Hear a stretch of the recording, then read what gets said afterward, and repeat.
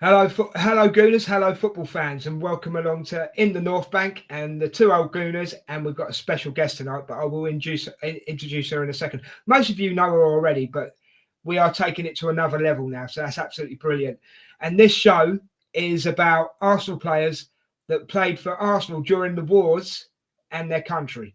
Okay, so this is going to be a historic one. This is going to be super interesting. Me and Richard have been waiting quite a while to do this one, haven't we, Rich? We're looking forward to this one, aren't Yeah, and I think it's a good timing because you've got Remembrance Day in a couple of weeks. So we? Yeah, we're basically showing our respects, aren't we? yeah, So I've just introduced my guests. Obviously, Richard's already spoken, but hello, Statman. How you doing, mate? You all right?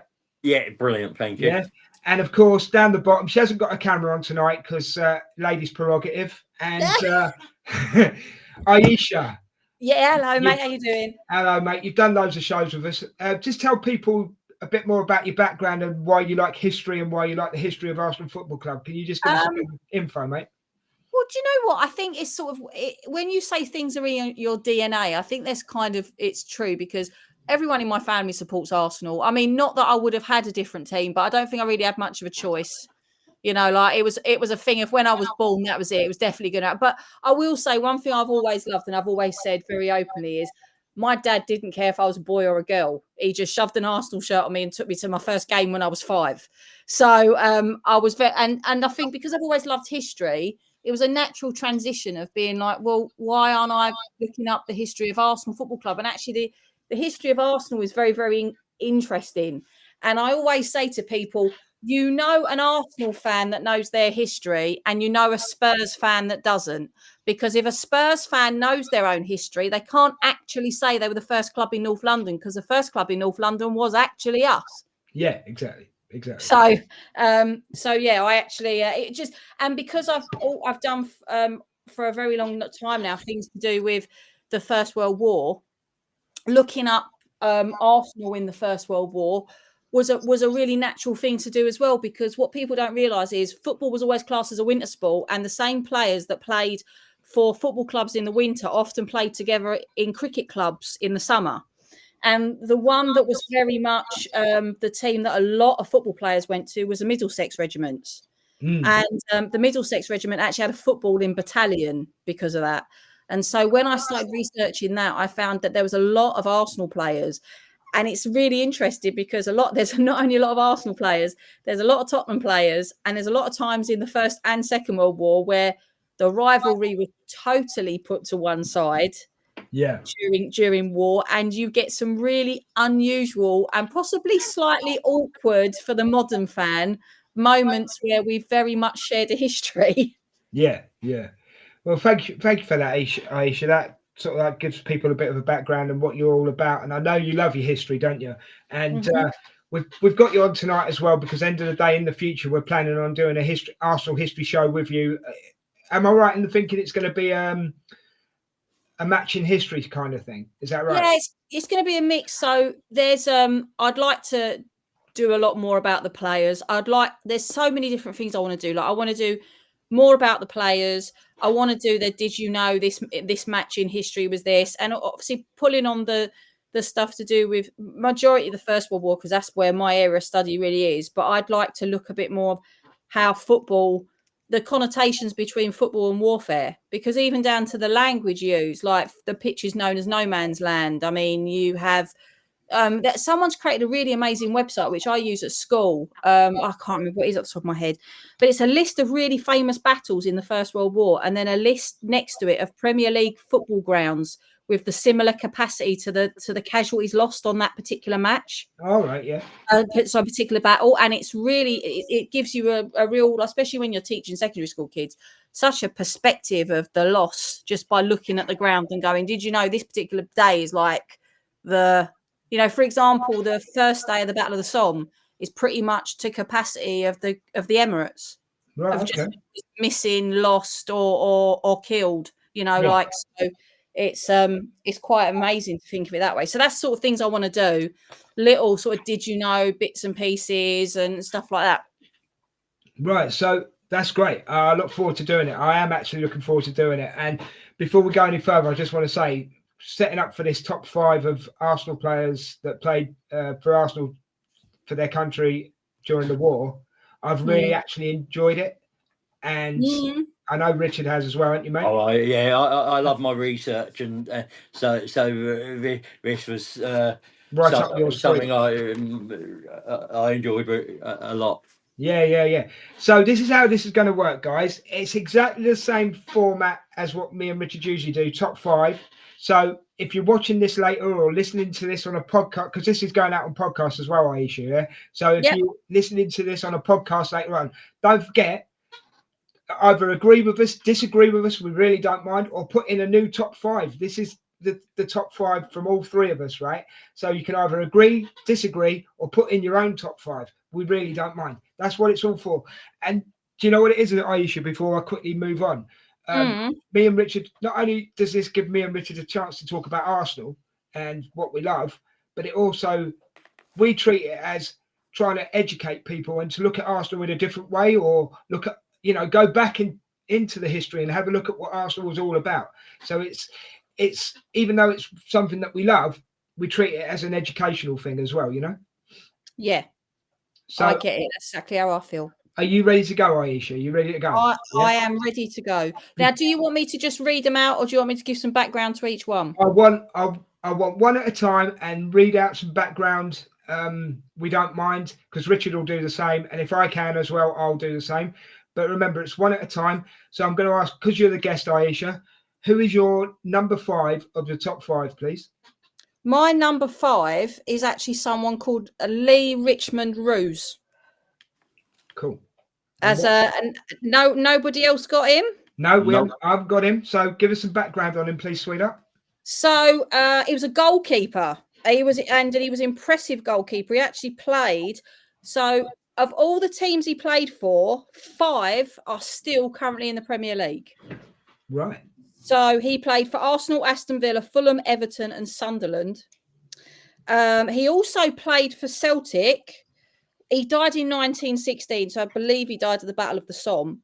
And the only club that remembers him today is actually every single remembrance is Sunderland. So it'd be very interesting seeing if because they're back in the Premier League. It'd be very interesting to see if that is broadcast this year and exactly what they actually do for him.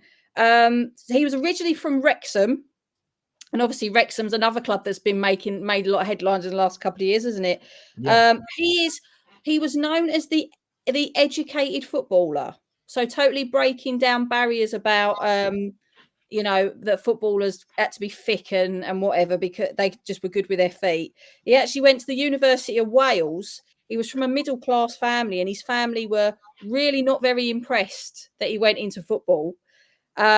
He joined the Royal Fusiliers, the City of London Regiment, as a Lance Corporal because he had a university background, and he went to France. And on the 7th of October, he left his trench. He was assigned to stepped out to defend the French village of I think it's Cordaire, but if anyone's listening knows better French than me, that'd be brilliant.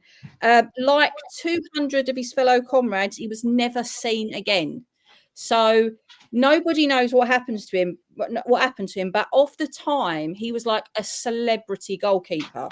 So he was an incredibly good goalkeeper, but he was also incredibly charismatic, incredibly good looking and educated. So he was a bit like, I suppose, the David Beckham of his day. And he deserves the recognition, doesn't he? Yeah, he does. Yeah. I've put him at number 5 because his career at Arsenal wasn't hugely long. Right. But I also think there is so much more to look at with this story of the fact that he's one of them that has never been found. So that's something we could touch on another show, Aisha. Do you know what I mean? Yep, he's commemorated. I'm pretty sure. Yeah, at the Teepville Memorial to the Missing in the Somme. Right. Which I have a picture of his name on the memorial because I actually went looking for, of the 5 that I have on my list, I have been to either where they are buried or where they are remembered because they were never found. So it's quite a personal list. Fair enough. That's absolutely brilliant. Right, Richard, who's your number 5, bro? Mine is Billy Blythe. He joined us in 1914 as an inside left, played 12 games before the competition stopped for World War One. He he joined the Royal Army Service Corps. He is believed to have served overseas, but there's no definite proof, as there are no service records available for him. He returned after the war and played one game for Lanark before returning to us, playing 9 more seasons. Okay, cool. Is there any more you want to give us? No, that's all I could find on him. That's fine. That's absolutely fine. We're a bit. I must admit, I'm a bit restricted to Wikipedia, if I'm absolutely honest with you, because I didn't know what to use to look for these guys. But that's brilliant, Rich. Nice one. So my number 5, I've actually gone for someone different. I'm glad we've all picked someone different. Okay, because we're showcasing more people, if you know what I mean. So for me, it's Benjamin Albert Beanie, born on the 21st of February 1887. Died on the 20th of April 1915, 28 years old, so still a young lad. He died in Belgium, West Flanders. Now I can't tell you what war or anything like that, because as I say, I'm new to this, so you'll have to excuse my naivety a little bit. He played as a forward. He started at Hastings and St Leonard's. He then went on to that was in 1906 to 1909. He then went on to Woolwich Arsenal, which is the Arsenal, 1909 to 1910. He only played for a year. He made 16 appearances. He scored 6 goals. And then in 1910, he went to Carlisle United. And then in 1910 to 1911, he went to Bury. And yeah, as I say, he died in Belgium in 1915. He served as a corporal of the Royal Engineers during the First World War. There we go. And he died of his wounds in West Flanders. So there you go. He's my number 5. Sorry, that's really interesting. Say again, Don? That's really interesting. I won't tell you why right now. Yeah, okay. Well, you can do, because I've finished my bit. So if you want to go into it, you can do. I've got him on my list, but he's not as you know, he's not number 5. Okay, where have you got him? I've got him at number 2. Have you got more that you can tell people? Yep. That's it. That's where he's buried. That's fine. When you get to your number 2, you can give them the rest of what you know. Yeah, is that all right?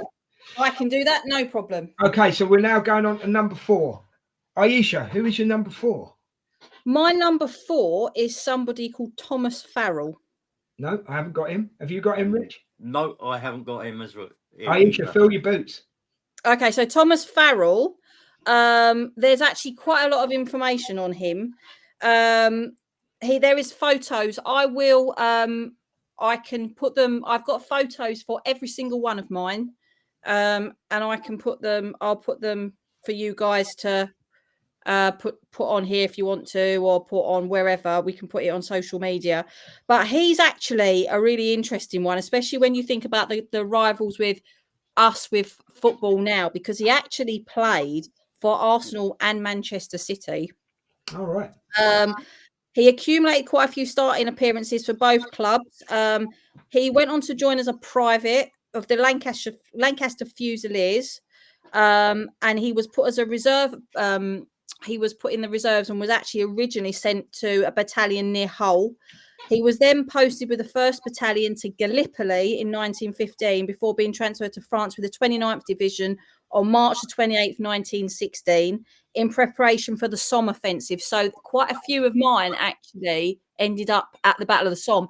And actually quite a lot of Arsenal players did end up at the Battle of the Somme because, like I said to you before, they were part of the Middlesex Regiment. And the Middlesex Regiment played a massive part in the offensive of the Battle of the Somme.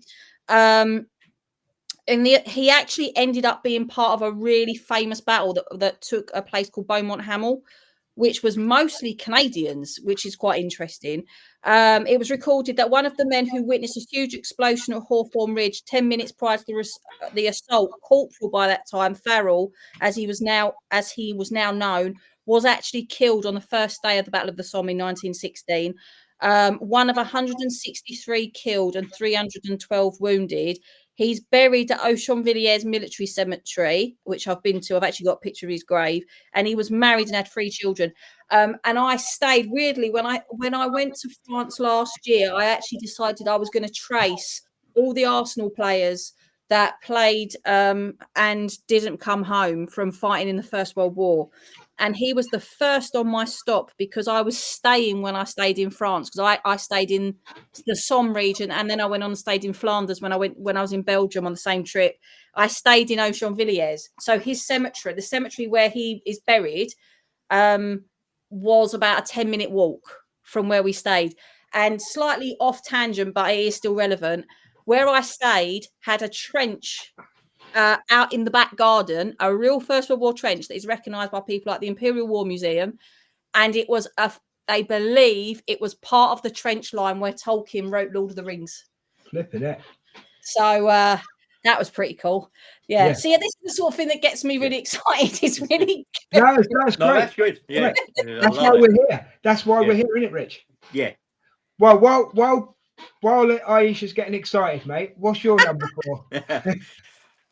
Well, mine is a player called George Ford. He was a fullback. He joined us in 1912, played 9 games in total before the war started. He joined the 17th Service Battalion of the Middlesex Regiment, First Football.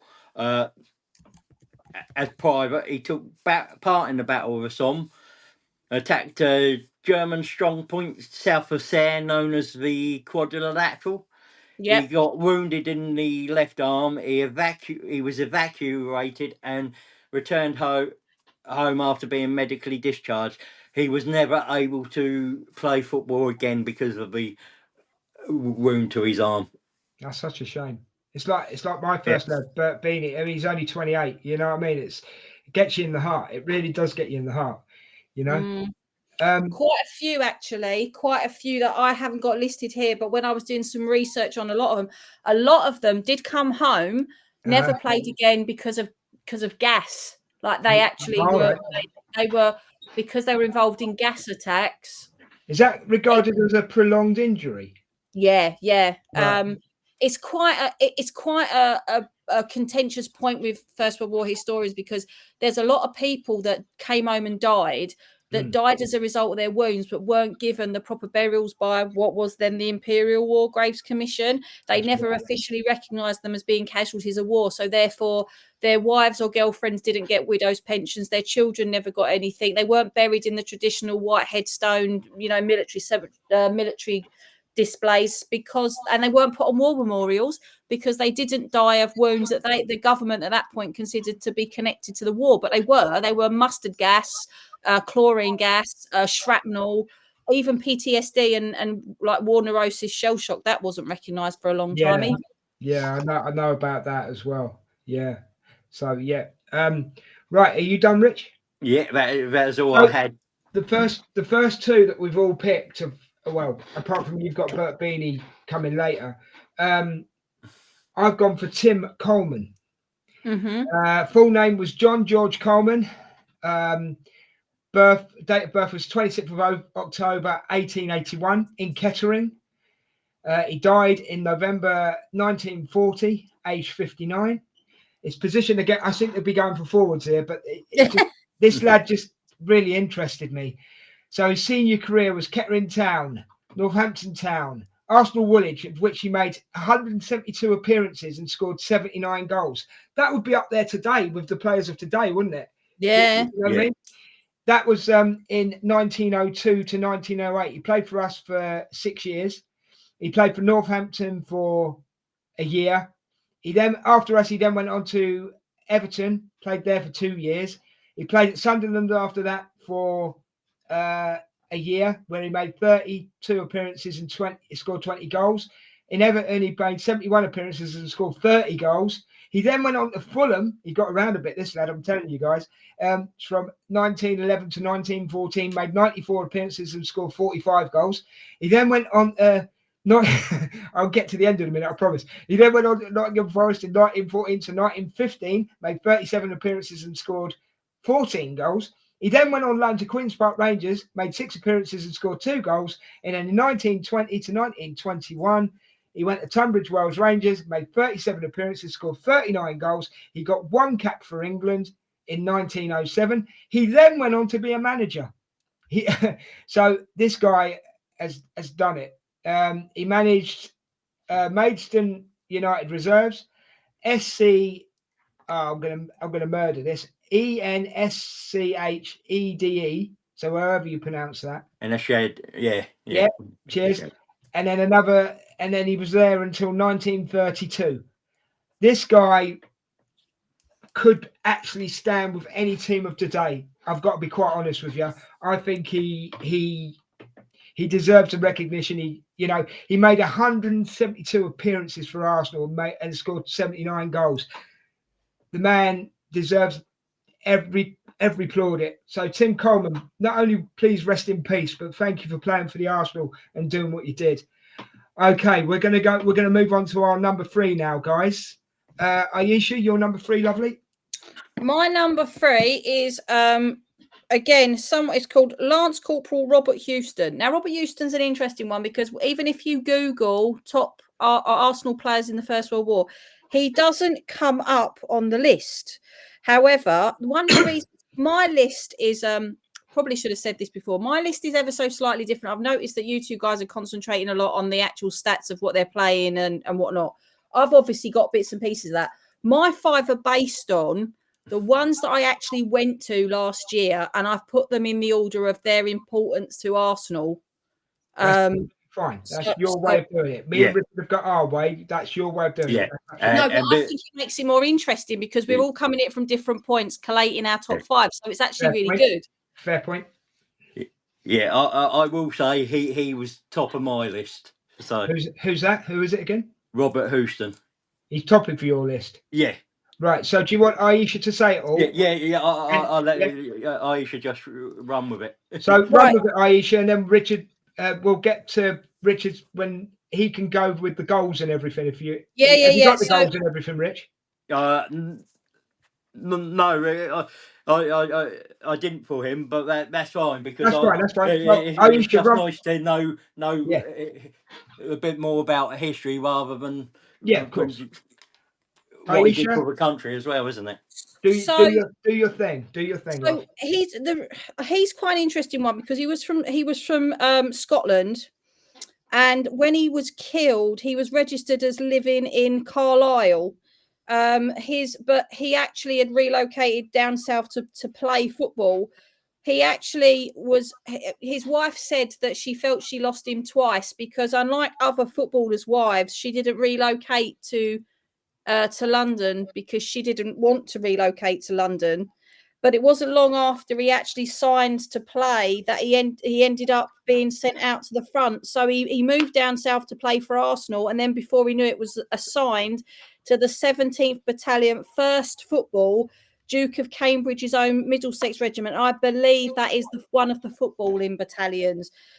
He was killed on the 13th of November 1916. Now, my understanding is that by that point, conscription had come in, which is the reason why when he signed his professional contract, he didn't know that he would have been conscripted in to fight. And he was placed with the Middlesex because his contract was down with Arsenal. His body was never found, and he's another one that is listed on the Teepville Memorial to the Missing. And that's pretty much from a military point of view, all that is really known about him, which is really sad. I mean, the only extra I can add was that it's on that memorial. It's the pair and face 12D and 13B. You could find him on, and for us, he was a reserve player, which is all I could find. He never made a first team appearance. No, because he never got a chance. No. Okay, we are going to slightly overrun, guys. I hope you don't mind, but that's fine. I'm cool with it. I'm absolutely cool with it. Right. Sorry, Aisha, had you finished? Yes, I finished. Yeah. Oh, cool. Richard, who's your number 3, mate? A gentleman called James Norman. He joined us in May 1914. He played outside left, made 18 starts in total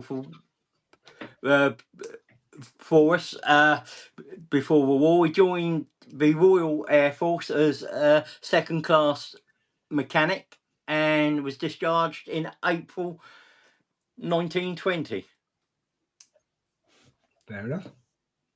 Any more? No, that's all I could find on him. That's fine, But mate. it was just a different set of the forces that, and I tried to get just a different one in there.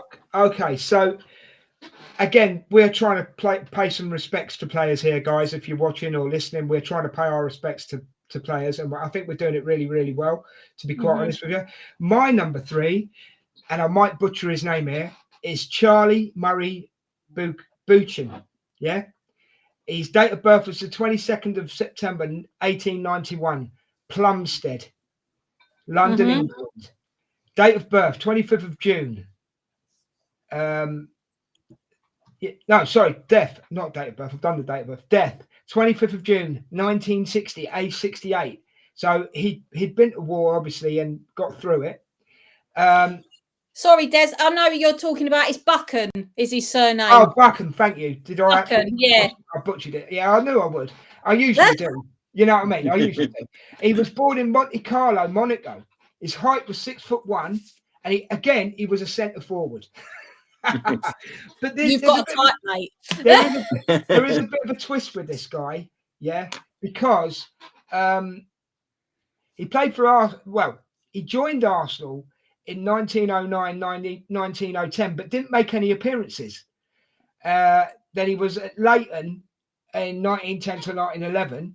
He then went from there to Sunderland in 1911, and he played at Sunderland till 1925. He made 379 appearances for Sunderland, scored 209 goals. Again, another lad that would be up there with the best of them today, in all fairness and honesty. Okay, but then he came back to Arsenal, and this is why he's my number 3. He came back to Arsenal in 1925. He made 102 appearances and scored 49 goals. Now that's a good return. He also managed to get 6 England caps from 1913 to 1924. I can't really tell you much about the military history. I'm sorry about that. We'd have to look into this another time. You know what I mean? So, but I just wanted to pay some respects to Charles Buchan and Charles Murray Buchan, and that's why he's my number 3. And he goes there because he actually played for Arsenal twice, and obviously didn't get his opportunity in the first go, but as I say, 102 games and 49 goals, that's pretty impressive. And 6 caps for England at that point is also bloody impressive, because exactly. if you think about it, there were for 4 of those years up until 23, there was no football. So he would have really only started probably playing against the 1920 season. So to be able to jump back in there and get them caps is pretty impressive. Yeah, totally. So there you go. That's my number 3. And what I'm really enjoying so far, guys, I mean, we have agreed on a couple, but we're getting a lot more players out there, and people can go and check out these players and see what they're all about, you know? And I think that's brilliant. Okay, Aisha, we're getting to the nitty-gritty, mate. We are getting to the nitty-gritty. What is your number 2? So it was really hard to pick between my number 1 and my number 2. So I went. The reason why my number 2 ended up being my number 2 was simply because I went a bit further and went, right, I'm going to look at the actual players themselves, and you know, if I could call them like London boys and whatever the situation.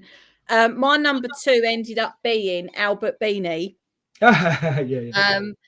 So I went for him as my number 2 as well, because he is, as somebody whose great-grandfather is buried in Listenhock Military Cemetery, he is actually buried in a cemetery that's up the road from there, the old Poppering Military Cemetery. So there's an old Poppering and there's a new Poppering Military Cemetery. So he was built in the sort of the later one, the older one. Because he died very early on in the war. He actually died on the 20th of April, 1915. There is officially no cause of death listed for him. But looking at the actual dates of different conflicts and looking at where he fought, I've determined that he probably died in the gas attacks in Ypres in 1915, which was the first time the Germans launched chlorine gas on the Western Front. He was born in Hastings and was a fantastic player for Arsenal. He left to pursue a career at Bury, who he would he would actually leave to join the war effort. So he wasn't at Bury for very long, but it was quite a shock when he left because he was quite an important player. He was actually injured and died of his wounds, which is why I think he died of gas, because a lot of the time they're listed as being injured and died of their wounds. He is one of the only Arsenal players, funnily enough, that when you visit his grave, there are Arsenal flags on it. So people obviously from some affiliation with a supporters group actually do go and pay respects to him every single year in a capacity where they put the cannon on his headstone, so to speak. That kind of ties in though, doesn't it, with the Memorial Sunday, never forget, doesn't it? Yeah. You know. So yeah, that's about all I can add from that. But I think he's definitely one that's to be interesting to look up a little bit more, because there are definitely. He does have a final resting place. He was with the Royal Engineers. So he could have. Royal Engineers were one of the battalions which were a lot on the Ypres salient, as they called it. So there was a lot of tunnelling that went on in that part during the war. So the fact that he was with the Engineers is no massive surprise. I haven't found a single Middlesex regiment that was stationed in Belgium at this time. So again, no massive surprise he ended up being with the Engineers and that part of the fighting. So yeah, that's my number 2, Albert Beanie. Funny how I put him at number 5, but then I didn't know his battle history. Do you know what I mean? I just took it as what he did for Arsenal. Do you know? Yeah. Do you know what I mean? Yeah. This is why this is working, Aisha, because you're bringing something else to the table. Do you know what I mean? Well, thank you very much. That's all I wanted to do. So it's cool. Yeah, it's cool. So Richard, who's your number 2, bro? Mine is Spencer Bassett. He joined Arsenal in 1906 as a centre-half. He turned professional in 1907. He found opportunities hard to come by and left in 1910. Joined Exeter, then joined Swansea Town, then Southend United. He joined the Royal Garrison Artillery. He advanced towards the Hindenburg line to provide heavy artillery for an attack on the village of Bulcourt, and on the April 1917 was wounded, and he eventually died. He's buried at Pozieres British Cemetery. Brilliant. What was his name again? Sorry, mate. Spencer Bassett. Spencer Bassett. Right. Okay. Cool. Okay. My number 2. His full name is Edward Joseph Drake, but he likes to be called Ted Drake. I'm reading this off a screen, guys, so you just have to, you know what I mean? His date of birth was the 16th of August, 1912. He was born in Southampton. I've lived down there myself. It's a lovely place. I've also lived where Richard lives in Portsmouth, another lovely place. Date of death was the 30th of May, 1995. He was 82 years old. His place of death was Rayners Park, England. He was a centre forward again. I'm sorry, there's a theme in my players, guys. There's a theme. I'm sorry, guys. There's a theme in my players. I do apologise. He was 5'10" tall, bless him. Right, let's get into his playing history. So in 1931 to 34, he played for Southampton. He made 71 appearances, 47 goals. In 1935 to 1945, so 9 years of Arsenal, if I've got my maths right, I think I have, 167 goals in 124 appearances. Again, up there with the lads of today, yeah? He also got five caps, 6 goals for England between 1934 and 1938. And he also then went on to manage. He went 1946 to 47, he managed Hendon. 1947 to 1952, he managed Reading, and in 1952 to 1961, he managed Chelsea. Boo! But you can't have everything. But he's my number 2. He's my number 2 because the amount of goals he scored, in the amount of appearances, and you know, I was just impressed by that. Numbers were impressing me, if you know what I mean. But remember, guys, and I'm talking to your audience when I say this, we are just scratching the surface. Yeah. Go and check these guys out and find out more about them. And obviously, now Aisha's involved, we will try and get more of these sort of shows out there for you and bring you more information whenever we can, because that's what we love to do. But please, Just take 10 minutes, 20 minutes, half an hour, however long you want to find out about these guys, because they mean something to the Arsenal Football Club.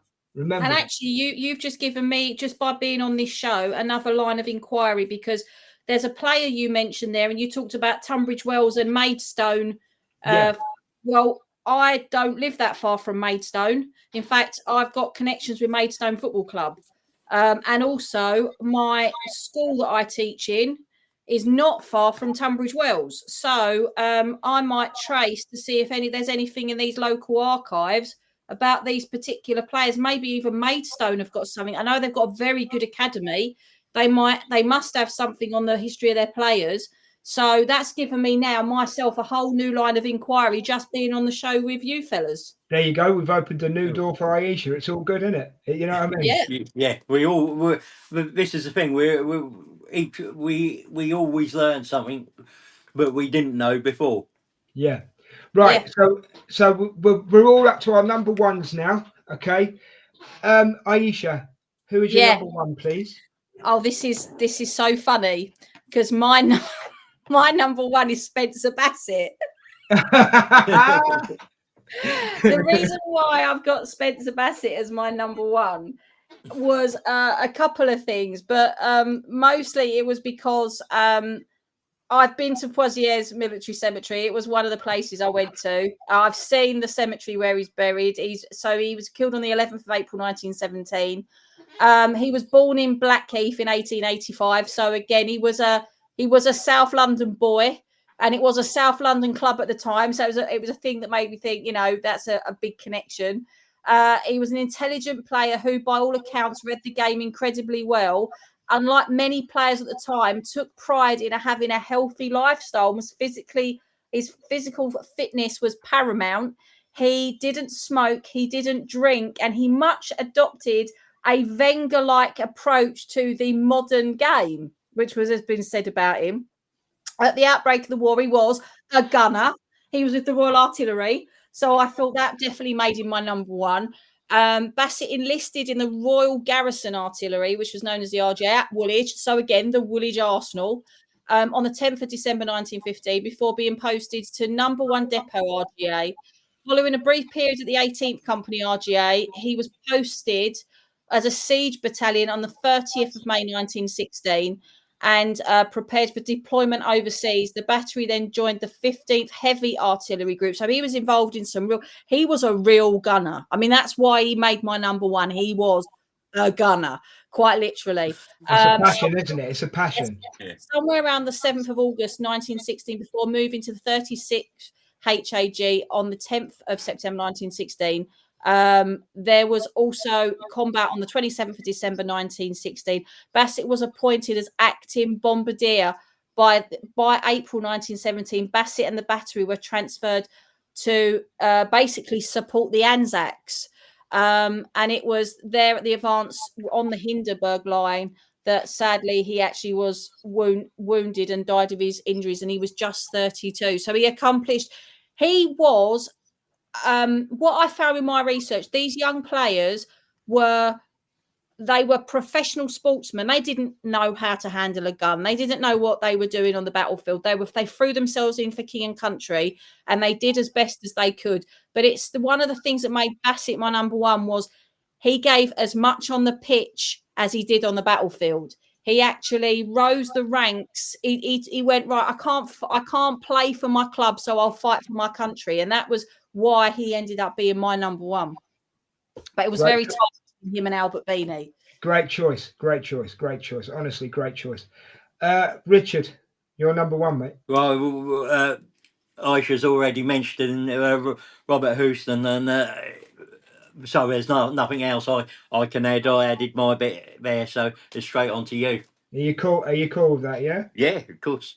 Okay. It's just. And can I just say, I'm so proud because I picked a number one that you two haven't.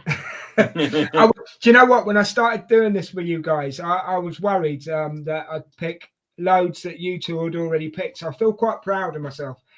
So I've gone for drum roll, please. I've gone for Clifford Sidney Bastin. full name, that's his full name. Obviously, Des, you've just said it.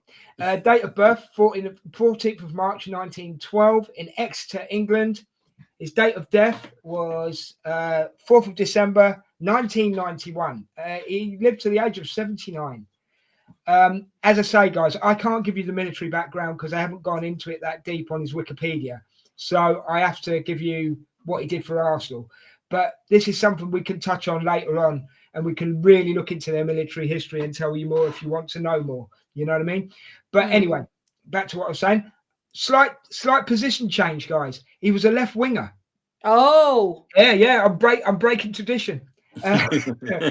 So in 1926 to 1929, he played for Exeter City. He made 17 appearances, scored 6 goals. And this is why he's my number one. Okay, I've got to be absolutely honest with you. This is why he's my number one. 1929 to 1947. Not Woolwich Arsenal, the Arsenal. Okay, 395 appearances and 178 goals for Arsenal. That's impressive. that is very impressive. Especially of that time as well. Do you know what I mean? Oh, yeah. Because football was a lot different back then. The ball was a lot different. The boots were a lot different. And he also made 21 appearances for England between 1931 to 1938, and he scored 12 goals. And Cliff Baston, to me, well, anyone we've mentioned in this show tonight, they're all absolute legends.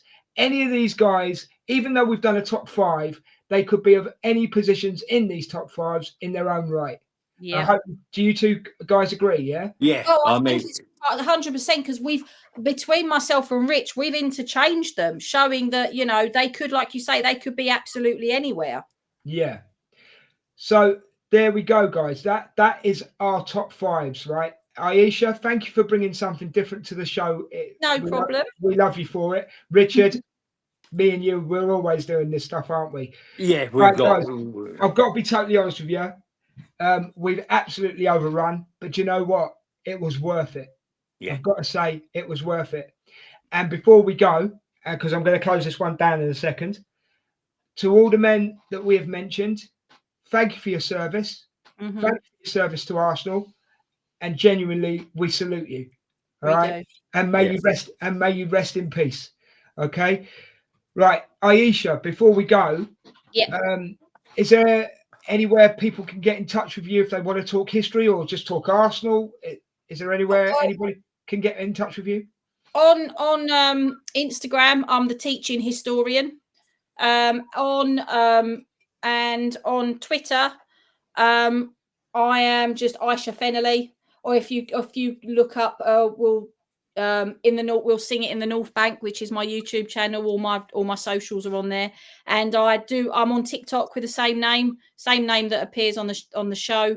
And I'm going to start to do a lot more of which I was talking to the lads before come on, a lot more of the on this day in Arsenal history, we played this match and this was the stats and sort of going back. I mean, I've got some really nice First and Second World War ones that I want to do, which will be coming soon. I started doing them last year, but I had a baby, so didn't really get much time to do them, but they will be. Yeah, that's not unfortunate, Aisha. No, he's definitely not unfortunate. That's called life, darling. That's called life. Yeah. I wouldn't swap him for anything. Yeah, hopefully Ian doesn't hear that bit. Probably just laugh. No, my husband. Have you got anything you want to say before I close it down, mate? Do you want to push in the North Bank and the 2 old Gunners?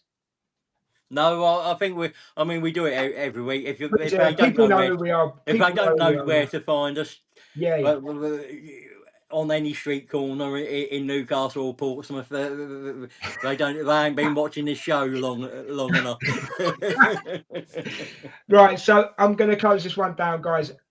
For anybody listening, watching on YouTube later on when this goes out, but if you're listening on the podcast, just go and check this out, guys, because it is so interesting. It really, really is, right? And I know I mainly touched on forwards, but you've got to remember there's so many other positions in the team. Go and check them out. Go and check out. It doesn't have to be just the guys that we have brought to your attention. Go and check out anybody in the history of Arsenal Football Club. All right, because you'll be doing them a service. And do you know what? You'll be remembering them. And that's what we've done this show for, to remember these guys and show them some respect. So, as I say, guys, thank you very much for joining us, right, and listening, because you're a big part of this show. Aisha, we want to do so many more of these shows with you, mate. You are absolutely brilliant, and thank you for bringing what you brought. And honestly, we're hopefully going to be doing a show that you're going to be doing once a month, as you say, a game in history, and looking at and going into it really deep. And thank you very much for your time tonight. Much appreciated. No problem at all. Anytime. And Richard, thanks again. For, end of the day, we love this. Yeah. We love doing these, and this is one of the best we've done so far. Yeah, we have absolutely been chomping at the bit for this one. And Aisha, you've added to it, so thank you for that. No problem. Right, guys. As I say, this is the end of the show. We will be bringing you more shows over the coming weeks. Don't forget, look after yourselves, look after each other, love each other, and don't forget, love the Arsenal. Okay, and until next time, peace. We're out of here. Bye.